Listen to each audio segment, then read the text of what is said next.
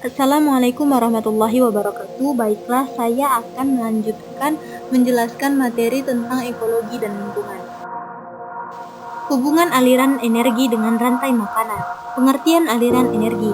Aliran energi adalah rangkaian urutan pemindahan bentuk energi satu ke bentuk energi yang lain, dimulai dari sinar matahari lalu ke produsen, ke konsumen primer atau herbivora, ke konsumen tingkat tinggi atau karnivora, sampai ke saproba. Aliran energi juga dapat diartikan perpindahan energi dari satu tingkatan tropik ke tingkatan berikutnya. Contoh hubungan aliran energi dengan rantai makanan. Terjadi aliran energi pada sebuah rantai makanan yang satu makhluk hidup ke makhluk hidup lain dalam bentuk zat makanan yang terjadi saat suatu makhluk hidup memakan makhluk hidup lain. Mengapa perpindahan atau perubahan energi itu berbentuk aliran, tidak berbentuk siklus? Karena energi yang sudah digunakan tidak akan bisa kembali seperti energi yang pertama kali digunakan. Siklus terjadi apabila perpindahan tersebut bisa kembali ke posisi semula dengan kandungannya yang sama. Hubungan rantai makanan dan aliran energi dengan siklus materi pada daur biokimia. Pengertian siklus materi. Siklus materi adalah perputaran energi yang terjadi di antara komponen ekosistem. Siklus materi diawali dari energi matahari yang ditangkap oleh produsen, kemudian terus berputar tiada henti pada konsumen dan semua komponen ekosistem. Pengertian daur biogeokimia. Daur biogeokimia merupakan perpindahan unsur-unsur kimia melalui makhluk hidup dan lingkungan abiotik atau tanah dan air. Hubungan rantai makanan dan aliran energi dengan siklus materi pada daur karbon, nitrogen, fosfor, sulfur.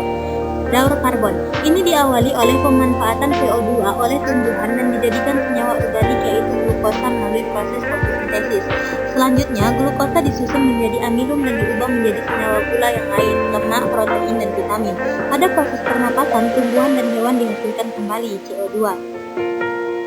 Hewan mendapatkan karbon setelah memakan tumbuhan, dan tubuh hewan maupun tumbuhan yang nanti diuraikan menjadi karbon dioksida, air, mineral, atau oleh pengurai. Karbon dioksida yang terbentuk dilepaskan ke atmosfer. Pada ekosistem normal terjadi keseimbangan antara daur karbon dan oksigen. Daur nitrogen. Daur nitrogen merupakan pergerakan nitrogen dari atmosfer ke bumi dan kembali lagi ke atmosfer yang terjadi secara terus-menerus membentuk sirkulasi. Di alam, nitrogen terdapat dalam bentuk senyawa organik seperti urea, protein, dan asam nukleat atau sebagai senyawa anorganik seperti amonia, nitrit, dan nitrat. Daur fosfor. Daur fosfor merupakan pergerakan fosfor dari atmosfer ke bumi dan kembali lagi ke atmosfer yang terjadi secara terus-menerus membentuk sirkulasi. Fosfor memiliki kemampuan untuk membentuk ikatan kimia berenergi tinggi dan fosfor ini sangat penting dalam transformasi energi pada semua organisme. Daur fosfor dimulai dari adanya fosfat anorganik yang berada di tanah yang diserap oleh tumbuhan. Hewan yang makan tumbuhan akan memperoleh fosfor dari tumbuhan yang dimakannya. Di samping itu, tumbuhan atau hewan yang mati ataupun sisa ekskresi hewan baik urin manusia maupun feses yang ada di tanah oleh bakteri pengurai akan menguraikan fosfat praorganik menjadi fosfat anorganik yang akan dilepaskan ke ekosistem. Daur sulfur. Daur sulfur ini merupakan pergerakan sulfur dari atmosfer ke bumi dan kembali lagi ke atmosfer yang terjadi secara terus-menerus membentuk sirkulasi. Dalam tubuh organisme, belerang merupakan unsur penyusun protein, sedangkan di alam baik belerang atau sulfur terkandung dalam tanah yang berbentuk mineral tanah dan di atmosfer dalam bentuk gas sulfur dioksida. Gas sulfur dioksida yang berada di atmosfer bereaksi dengan oksigen dan air akan membentuk asam sulfat yang ketika jauh ke tanah akan menjadi bentuk ion-ion sulfat dan akan diserap oleh tumbuhan untuk menyusun protein dalam tubuhnya. Jadi, ketika manusia dan hewan memakan tumbuhan, maka akan terjadi perpindahan unsur belerang dari tumbuhan ke tubuh hewan atau manusia. Lingkungan. Apa itu lingkungan? Lingkungan adalah kombinasi antara kondisi fisik yang mencakup keadaan sumber daya alam seperti tanah, air, energi surya, mineral, serta flora dan fauna yang tumbuh di atas tanah maupun di dalam lautan. Dengan kelembagaan yang meliputi ciptaan manusia seperti keputusan bagaimana menggunakan lingkungan fisik tersebut. Lingkungan juga dapat diartikan menjadi segala sesuatu yang ada di sekitar manusia dan mempengaruhi perkembangan kehidupan manusia. Hubungan ekologi dengan lingkungan. Ekologi juga dikenal sebagai ilmu tentang hubungan timbal balik antar makhluk hidup dengan sesamanya dan dengan benda-benda tidak hidup di sekitarnya. Makhluk hidup dalam kasus pertanian adalah tanaman, sedangkan lingkungannya dapat berupa air, tanah, unsur hara, dan lain-lain. Namun saat ini ekologi lebih dikenal sebagai ilmu yang mempelajari struktur dan fungsi dari alam. Bahkan, ekologi dikenal sebagai ilmu yang mempelajari rumah tangga makhluk hidup. Ekologi merupakan disiplin baru dari biologi yang merupakan mata rantai fisik dan proses biologi serta bentuk-bentuk yang menjembati antara ilmu alam dan ilmu sosial. Mengapa kita perlu mempelajari lingkungan? Untuk membuat individu dan masyarakat memahami sifat kompleks alam dan lingkungan dihasilkan dari interaksi aspek biologi, fisik, sosial, ekonomi, dan budaya mereka dan memperoleh pengetahuan nilai-nilai sifat dan keterampilan praktis untuk berpartisipasi dalam cara yang bertanggung jawab dan efektif dalam mengantisipasi dan memecahkan masalah lingkungan dan dalam pengolahan kualitas lingkungan. Keseimbangan ekosistem. Keseimbangan ekosistem terjadi apabila komponen-komponen ekosistem tersedia dalam jumlah yang cukup dan berfungsi sesuai karakteristik masing-masing. Dalam pemahaman keseimbangan ekosistem dikenal 4 konsep dasar, yaitu yang pertama konsep aliran energi, yaitu siklus energi bermula dari produsen ke konsumen ke distributor ke dekomposer dan produsen. Konsep yang kedua yaitu konsep biomasa. Pemahaman konsep biomasa diketahui dengan adanya rantai makanan ke jaring makanan, ke piramida makanan. Yang ketiga konsep daur biokimia. Daur biokimia berupa siklus unsur hara seperti siklus nitrogen, siklus karbon dan oksigen, siklus air, siklus fosfor, siklus kalium, siklus magnesium, siklus sulfur atau berang, siklus unsur mikro. Yang keempat, konsep suksesi dan klimaks. Konsep ini menekankan pada kontrol kuantiti makhluk hidup dalam upaya mencapai keseimbangan ekosistem. Contoh ekosistem yang berada dalam posisi seimbang adalah hutan perawan yang belum pernah dijamah oleh manusia. Pada hutan perawan, setiap komponen biotik maupun abiotik memainkan perannya masing-masing dalam menjaga keseimbangan ekosistem, disebut ekosistem hutan. Keseimbangan lingkungan. Suatu lingkungan dikatakan seimbang apabila dinamika dalam ekosistem yang meliputi rantai makanan, jaring-jaring makanan, dan tiap-tiap organisme pada tingkat trofi berperan sesuai dengan fungsinya masing-masing. Bahan antara bahan makanan yang terbentuk dan bahan makanan yang digunakan, serta keseimbangan antara komponen biotik dan abiotik. Dengan demikian, tidak ada satupun makhluk hidup yang berkembang lebih cepat dan mendominasi organisme lainnya. Daya dukung lingkungan. Daya dukung lingkungan adalah kemampuan lingkungan hidup untuk mendukung peri kehidupan manusia dan makhluk hidup lain. Penentuan daya dukung lingkungan hidup dilakukan dengan cara mengetahui kapasitas lingkungan alam dan sumber daya untuk mendukung kegiatan manusia atau penduduk yang menggunakan ruang bagi kelangsungan hidup. Besarnya kapasitas tersebut di suatu tempat dipengaruhi oleh keadaan dan karakteristik sumber daya yang ada di hamparan ruang yang bersangkutan. Kapasitas lingkungan hidup dan sumber daya akan menjadi faktor pembatas dalam penentuan pemanfaatan ruang yang sesuai. Daya dukung lingkungan hidup terbagi menjadi 2 komponen, yaitu kapasitas penyediaan atau supportive capacity dan kapasitas tambung limbah atau assimilative capacity. Dalam pedoman ini, telah daya dukung lingkungan hidup terbatas pada kapasitas penyediaan sumber daya alam, terutama berkaitan dengan kemampuan lahan serta ketersediaan dan kebutuhan akan lahan dan air dalam suatu wilayah atau ruang. Oleh karena kapasitas sumber daya alam tergantung pada kemampuan, ketersediaan, dan kebutuhan akan lahan dan air. Penentuan daya dukung lingkungan hidup dalam pedoman ini dilakukan berdasarkan 3 pendekatan, yaitu A. Kemampuan lahan untuk alokasi pemanfaatan ruang, B. Perbandingan antara ketersediaan dan kebutuhan lahan, C. Perbandingan antara ketersediaan dan kebutuhan air. Aktivitas manusia yang menimbulkan kerusakan pada lingkungan. Polusi adalah suatu perubahan kondisi lingkungan yang merugikan banyak pihak yang disebabkan oleh hasil aktivitas manusia secara keseluruhan atau sebagian melalui pengaruh langsung atau tidak langsung. Akibat dari polusi dapat menimbulkan perubahan unsur fisik, biologis, kimiawi, dan termis dalam suatu lingkungan yang berpotensi membuat lingkungan sekitar menjadi tidak nyaman. Kesehatan terancam karena banyak bakteri dan virus yang menyebar, serta berdampak pada keselamatan makhluk hidup sekitar. Jenis-jenis populasi yaitu populasi udara, populasi tanah, populasi air, populasi cahaya. Polusi udara. Udara merupakan faktor terpenting dalam kehidupan, namun dengan meningkatnya pembangunan kota dan pusat-pusat industri, kualitas udara pun menurun. Peningkatan jumlah kendaraan juga merupakan faktor utama dalam peningkatan polusi udara. Polusi tanah. Penyebab pencemaran tanah adalah limbah pertanian, limbah industri, dan limbah rumah tangga. Permukaan tanah yang tercemar zat berbahaya atau beracun dapat menguapkan zat beracun terbawa air hujan masuk ke lapisan tanah dalam. Zat beracun yang terbawa air hujan di tanah dapat mencemari lingkungan di bawahnya, akibat terbawanya polutan oleh aliran air. Polusi air. Timbulnya pencemaran di daerah aliran sungai atau DAS dan air tanah akibat kemajuan industri akan mempengaruhi daya dukung lingkungan terhadap makhluk hidup.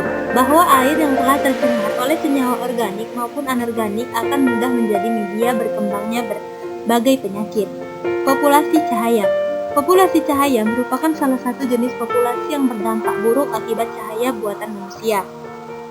Populasi cahaya terjadi karena kondisi besarnya intensitas cahaya di suatu tempat.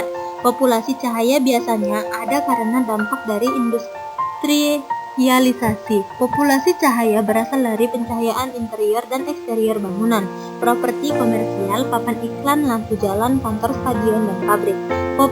Polusi cahaya parah terjadi di negara maju yang memiliki kepadatan penduduk yang tinggi seperti di Eropa, Jepang, dan Amerika Utara, serta kota-kota utama di Afrika Utara dan Timur Tengah, misalnya Kairo.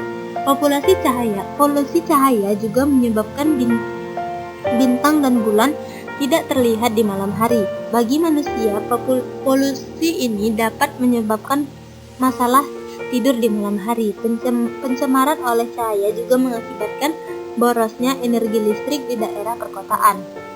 Hal ini karena sumber-sumber pencemaran seperti papan reklame, lampu taman, dan sumber-sumber lainnya menurunkan efektivitas jumlah energi yang dilepaskan ke lingkungan. Masalah-masalah lingkungan yang terjadi akibat yang ditimbulkannya, serta solusi pemecahannya. Masalah lingkungan yang berskala lokal. Banjir. Banjir merupakan fenomena alam ketika sungai tidak dapat menampung limpahan air hujan karena proses infiltrasi mengalami penurunan. Hal tersebut terjadi karena daerah hijau sebagai penahan larian air hujan berkurang. Dampak dari banjir menyebabkan gangguan kesehatan, keterkendalaan kegiatan aktivitas manusia. Penurunan produktivitas. Solusinya, jangan membuang sampah sembarangan, membuat fungsi sungai dan selokan dapat bekerja dengan baik, melakukan reboisasi tanaman khususnya jenis tanaman dan pepohonan yang dapat menyerap air dengan cepat, memperbanyak dan menyediakan lahan terbuka untuk membuat lahan hijau untuk penyerapan air. Longsor adalah terkikisnya daratan oleh air lairan atau runoff karena penahan air larian atau daerah hijau berkurang. Dampak dari longsor bisa berdampak terjadinya kerusakan tempat tinggal atau tempat kegiatan aktivitas seperti ladang, sawah, dan juga bisa mengganggu transportasi kegiatan perekonomian. Solusinya, jangan pernah menebang pohon di sekitar lereng, membuat sering melakukan upaya preventif. Masalah lingkungan yang berskala regional. Hujan asam, proses revolusi industri mengakibatkan timbulnya zat pencemaran udara seperti CO2, SOx, NOx di udara. Senyawa pencemar tersebut dapat bereaksi dengan air hujan dan turun menjadi senyawa asam.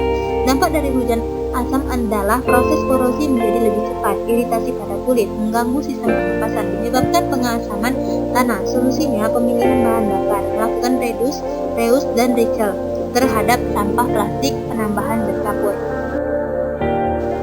Kebakaran hutan. Proses kebakaran hutan dapat terjadi karena proses alami atau ulah dari manusia. Kebakaran oleh ulah manusia biasanya bermaksud untuk pembukaan lahan untuk perkebunan.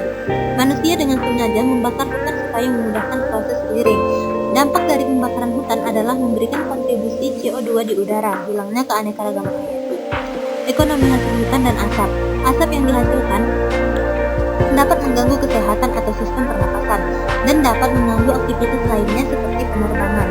Dampak asap ini tidak hanya bersifat lokal akan tetapi bisa berdampak pada negara lain. Contoh kebakaran hutan asap sampai ke negara Singapura dan Malaysia. Solusinya mengawasi titik rawan kebakaran hutan, melakukan patroli dan pengawasan lebih ketat, mendeteksi kebakaran hutan sedini mungkin, mempersiapkan peralatan pemadaman kebakaran hutan, membuat tempat penampungan air. Masalah lingkungan yang berskala global, efek rumah kaca. Proses terjadinya efek rumah kaca ini berkaitan dengan daur aliran panas matahari. Kurang lebih 30% radiasi matahari yang mencapai tanah dipantulkan kembali ke angkasa dan diserap oleh uap, gas karbon dioksida, nitrogen, oksigen, dan gas-gas lain di atmosfer. Sisanya yang 70% diserap oleh tanah, laut, dan awan. Dampak efek rumah kaca, perubahan iklim, naiknya permukaan laut, suhu global meningkat, gangguan ekologis, sosial, politik. Solusinya, hemat energi listrik, gunakan pemakaian listrik seperlunya saja, beralih dari pupuk non-organik ke pupuk organik, menggunakan bahan bakar ramah lingkungan, mengolah limbah peternakan, menggalakkan reboisasi, batasi penggunaan plastik. Penipisan lapisan ozon. Dalam lapisan stratosfer di bawah pengaruh radiasi ultraviolet CFC terurai dan membebaskan atom klor sesuai reaksi. Klor akan mempercepat penguraian ozon menjadi gas oksigen. Diperkirakan satu atom klor akan dapat mengurai 100.000 molekul O3. Di samping itu, gas dari rumah kaca dan beberapa atom lain juga mengandung brom, seperti metil bromina, dan halon juga ikut memperbesar penguraian ozon. Dengan berkurangnya lapisan ozon dalam stratosfer dan terbentuknya lubang ozon atau ozone hole yang makin luas, maka radiasi ultraviolet lebih banyak sampai ke permukaan bumi. Badan Proteksi Lingkungan Amerika atau EPA memperkirakan 5% ozon yang berkurang akan dapat menyebabkan gangguan pada makhluk hidup, antara lain lebih banyak kasus kanker kulit, melanoma yang sering berakibat fatal dan menyebabkan kematian tiap tahun. Menaikkan kasus katarak pada mata, kulit terbakar matahari, dan kanker mata pada sapi. Menghambat daya kebal imunitas pada manusia sehingga lebih mudah terinfeksi penyakit. Penurunan reproduksi tanaman pangan seperti beras, jagung, dan kedelai. Kenaikan suhu udara karena terjadi perubahan iklim, penurunan produksi pertanian, dan kematian hewan liar yang dilindungi. Aktivitas manusia mengelola lingkungannya. Pengelolaan lingkungan, perlindungan dan pengelolaan lingkungan hidup adalah upaya sistematis dan terpadu yang dilakukan untuk melestarikan fungsi lingkungan hidup dan mencegah terjadinya pencemaran atau kerusakan lingkungan hidup yang meliputi perencanaan, pemanfaatan, pengendalian, pemeliharaan, pengawasan, dan penegakan hukum. Pengawetan hutan. Hutan merupakan sumber daya alam yang dapat diperbarui. Pengawetan hutan bertujuan untuk mencegah erosi, menjaga keseimbangan air antara musim hujan dan kemarau, serta menjaga kelestarian hewan dan tumbuhan yang hidup di sana. Cara-cara pengawetan hutan yaitu tidak melakukan tebangkauan secara liar, penebangan harus diimbangi dengan penanaman, mereboisasi hutan yang sudah rusak, mengadakan peremajaan hutan, mencegah kebakaran hutan dengan cara membuat menara pengamat, memadamkan kebakaran secepat mungkin, boleh dengan secara langsung maupun tidak langsung. Pelestarian flora dan fauna. Upaya melestarikan flora dan fauna yaitu membangun beberapa pusat rehabilitasi dan tempat-tempat penangkaran bagi hewan-hewan tertentu. Melakukan usaha pelestarian hutan antara lain yaitu mencegah pencurian kayu dan penebangan hutan secara liar, perbaikan kondisi lingkungan hutan, menanam kembali di tempat tumbuhan yang pohonnya ditebang, sistem tebang pilih. 3. Melakukan usaha pelestarian hewan antara lain yaitu melindungi hewan dari perburuan dan pembunuhan liar, mengembalikan hewan piaraan ke kawasan habitatnya, mengawasi pengeluaran hewan ke luar negeri. Melakukan usaha pelestarian biota perairan antara lain yaitu mencegah perusakan wilayah perairan, melarang cara-cara penangkapan yang dapat mematikan ikan dan biota lainnya, misalnya dengan bahan peledak, melindungi anak ikan dari gangguan dan penangkapan. Pengawetan tanah. 1. Metode vegetatif. Metode vegetatif adalah metode pengawetan tanah dengan cara menanam vegetasi tumbuhan pada lahan yang dilestarikan. Metode ini sangat efektif dalam mengontrol erosi. Ada beberapa cara mengawetkan tanah melalui metode vegetatif antara lain yaitu penghijauan, reboisasi, penanaman secara kontur atau kontur strip cropping, penanaman tumbuhan penutup tanah atau buffering, penanaman tanaman secara berbasis atau strip cropping, pergiliran tanaman atau crop rotation. 2. 2. Metode mekanik atau teknik. Metode mekanik adalah metode pengawetan tanah melalui teknik pengolahan tanah yang dapat memperlambat aliran permukaan atau runoff, penampungan dan menyalurkan aliran permukaan dengan kekuatan tidak merusak. Beberapa cara yang umum dilakukan pada metode mekanik antara lain yaitu pengolahan tanah menurut garis kontur atau kontur filling, pembuatan tanggul bulu dan pematang, pembuatan teras atau terasering, pembuatan saluran air atau drainase. Metode pengawetan tanah akan sangat efektif apabila metode mekanik dikombinasikan dengan metode vegetatif, misalnya terasering dan buffering. Metode kimia. Metode kimia dilakukan dengan menggunakan bahan kimia untuk memperbaiki struktur tanah, yaitu meningkatkan kemantapan agregat atau struktur tanah. Tanah dengan struktur yang mantap tidak mudah hancur oleh pukulan air hujan, sehingga air infiltrasi tetap besar dan aliran air permukaan atau runoff tetap kecil. Penggunaan bahan kimia untuk pengawetan tanah belum banyak dilakukan, walaupun cukup efektif tetapi biayanya mahal. Pada saat sekarang ini, yang masih dalam tingkat percobaan.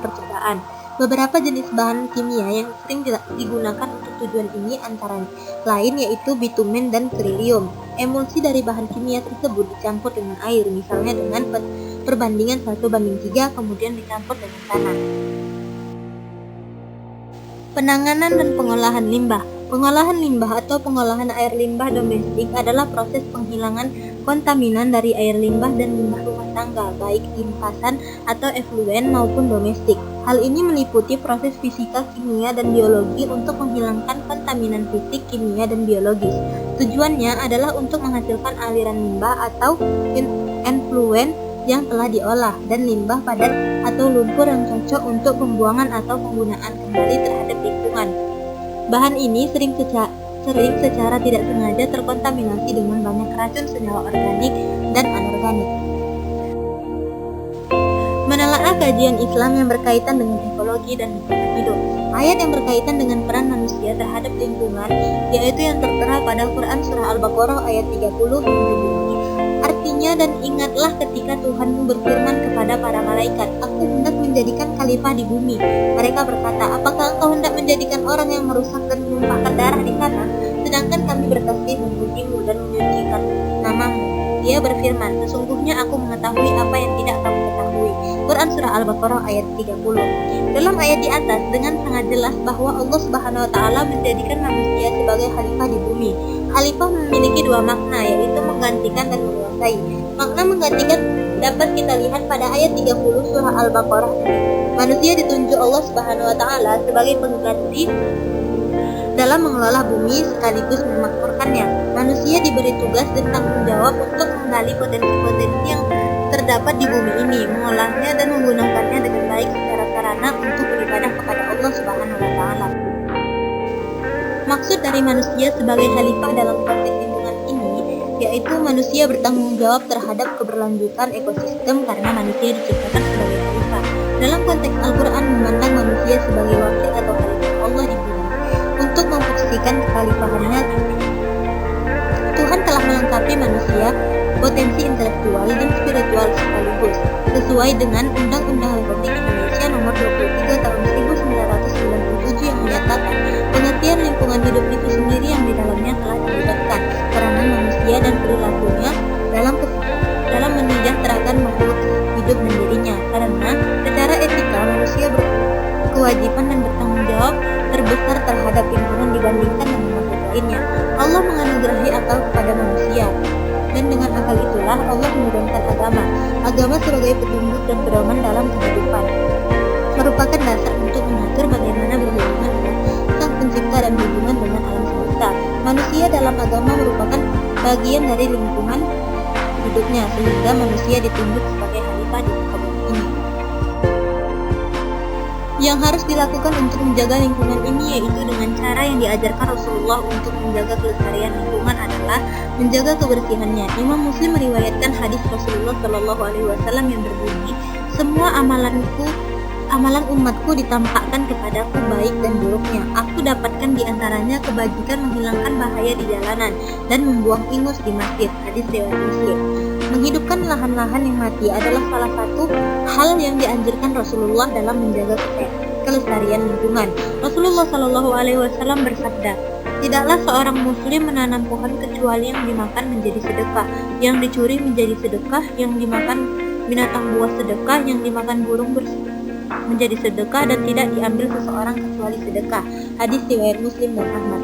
Selain prinsip-prinsip di atas, Rasulullah juga mengharuskan umat Islam menghemat energi. Proyek yang akan disiapkan untuk mengajak orang menjaga lingkungan, yaitu dengan cara mengumpulkan perkataan Nabi, hadis-hadis Nabi, dan firman Allah Subhanahu wa taala. Akhir, wassalamualaikum warahmatullahi wabarakatuh.